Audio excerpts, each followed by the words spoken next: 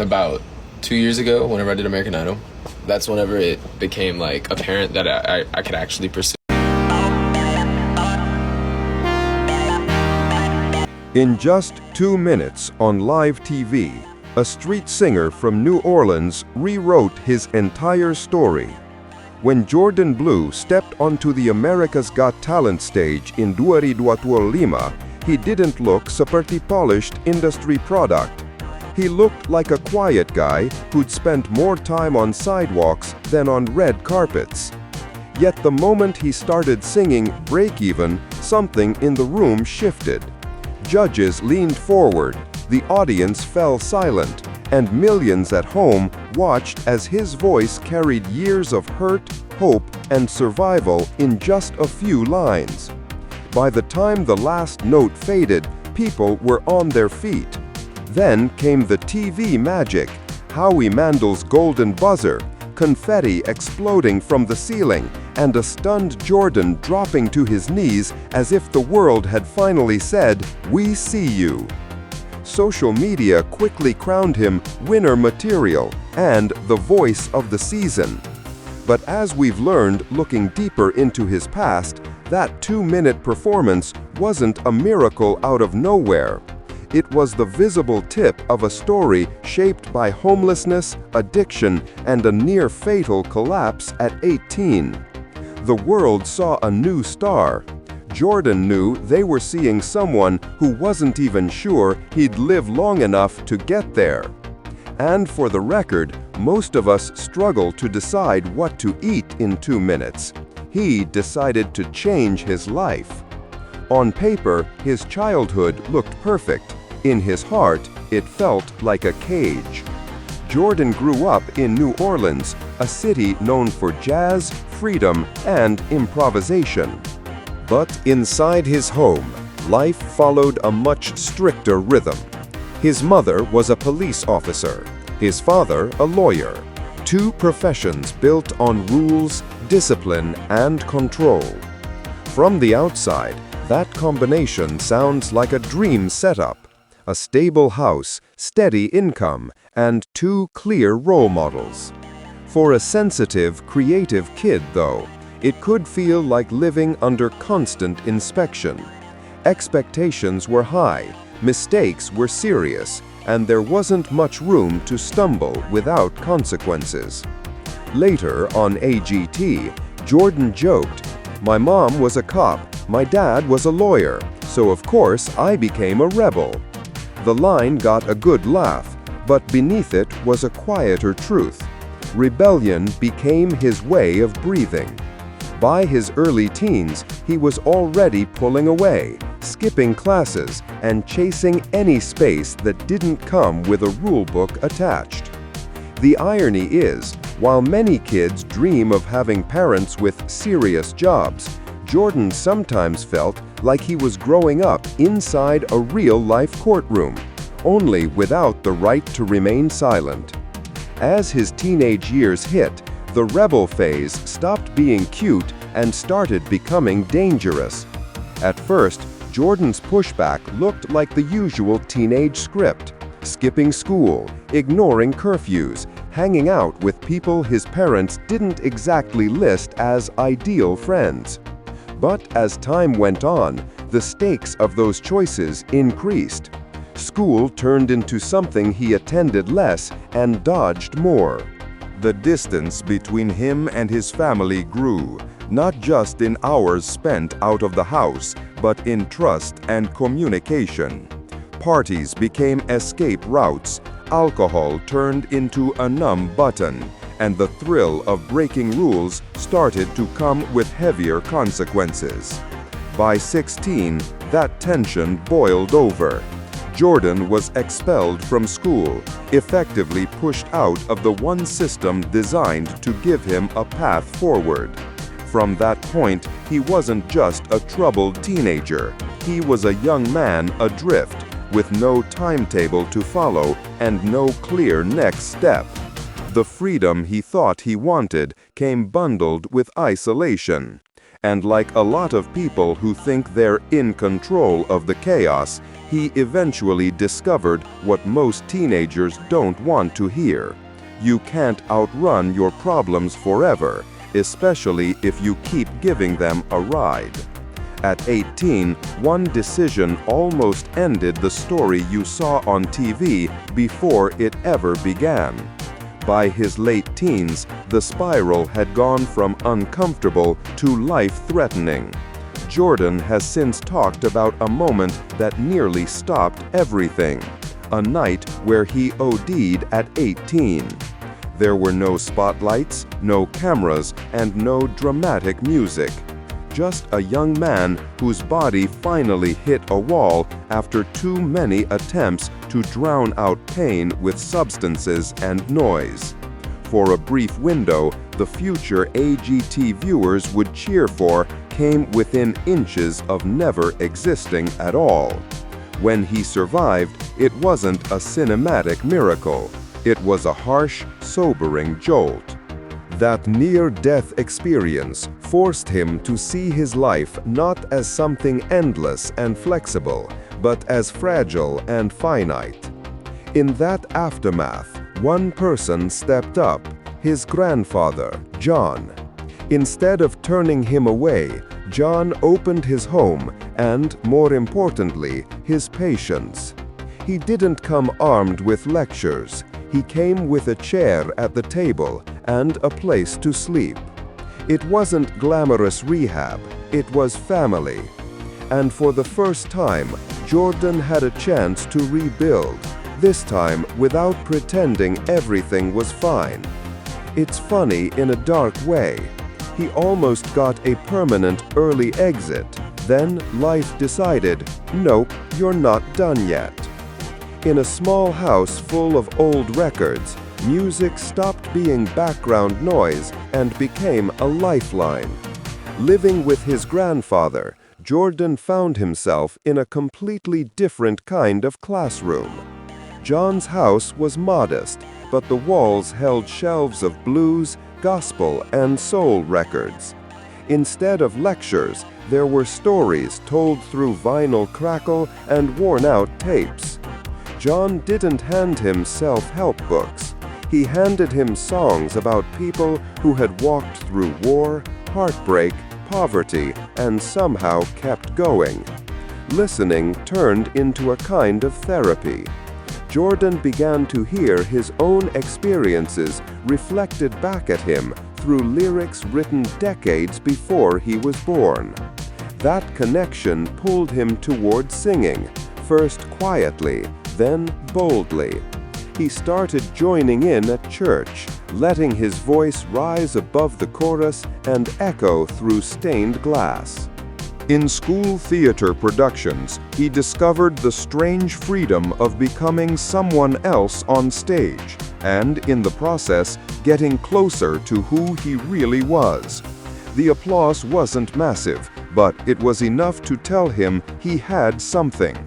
Still, bills needed paying, so he picked up regular jobs and put music on the side. At that point, music felt like a secret superpower he wasn't sure he was allowed to fully use. Like many of us, he filed his passion under "maybe someday," while real life shouted, "Rent is due today." When the world went into lockdown, his voice quietly slipped out onto the internet. Then the pandemic hit. Stages closed, venues went dark, and even church choirs fell silent. For a lot of musicians, that felt like the end of the road. For Jourdan, it unexpectedly became a starting line.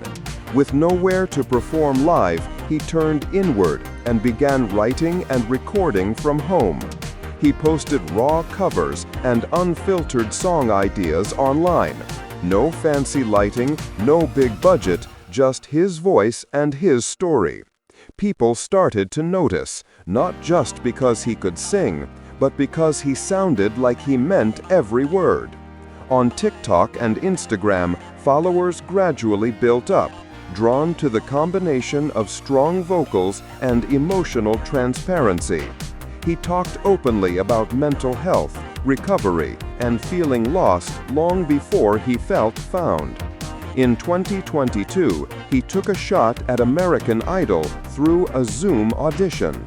Imagine pouring your soul into a laptop screen, hoping the Wi-Fi doesn't cut out mid-chorus. He didn't make it far, and the audition never aired. But instead of taking that as a sign to quit, he took it as proof that he might be closer than he thought. After all, it's not every day a guy who used to sing to bathroom tiles is suddenly singing to producers. When normal life couldn't hold him, he chose one of the wildest stages in America, Bourbon Street. With a growing sense that music wasn't just a hobby, Jourdan made a risky choice. He left what little traditional stability he had and took his voice to Bourbon Street in New Orleans. It's a place where dreams and bad decisions share the same sidewalk.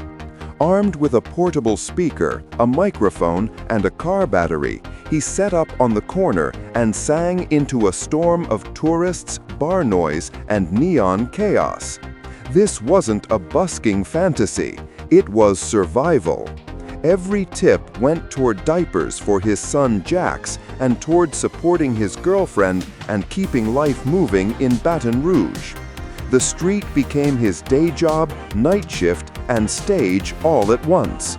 Videos of his performances started spreading online, showing a man who looked like he'd been through something and sung his way out.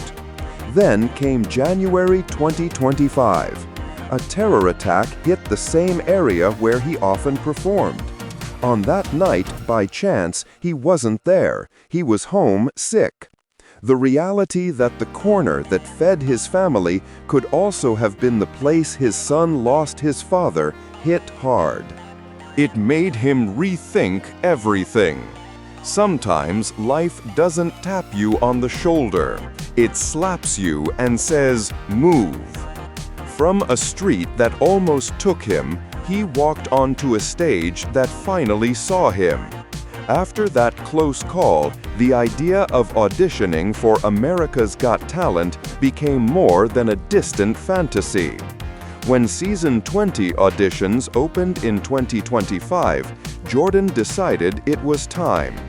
He wasn't going for ego, he was going for legacy. Something his son could one day look back on. Standing on the AGT stage, he chose Break Even, a song he'd sung countless times, but never with stakes like this. At first, his voice shook, the weight of everything pressing down on his shoulders. Then the nerves melted into honesty, and years of pain and growth came pouring through the microphone.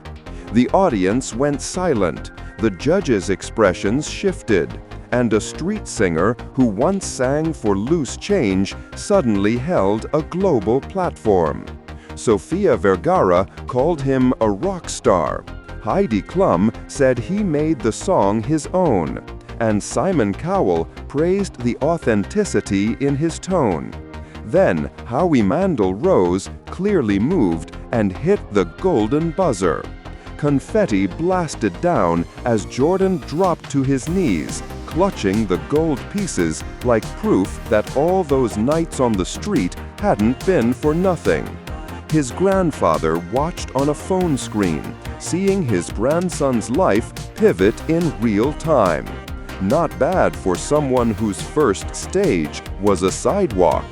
Behind the live show glamour, his body was breaking down, but he walked out anyway. The golden buzzer launched him forward in the competition, but it didn't magically erase hardship. In the quarterfinals, Jourdan returned to the AGT stage to sing Biblical by Callum Scott. What viewers didn't see at first was that he was seriously ill. Backstage reports describe him battling intense food poisoning, to the point where standing was difficult and performing seemed almost impossible. Producers did what any TV team would do. They offered a backup plan. They could air a pre-recorded rehearsal if he wasn't well enough to sing live. Jourdan refused. For him, showing up in person, even at half strength, felt more honest than looking flawless on tape. He stepped under the lights anyway, pale but determined.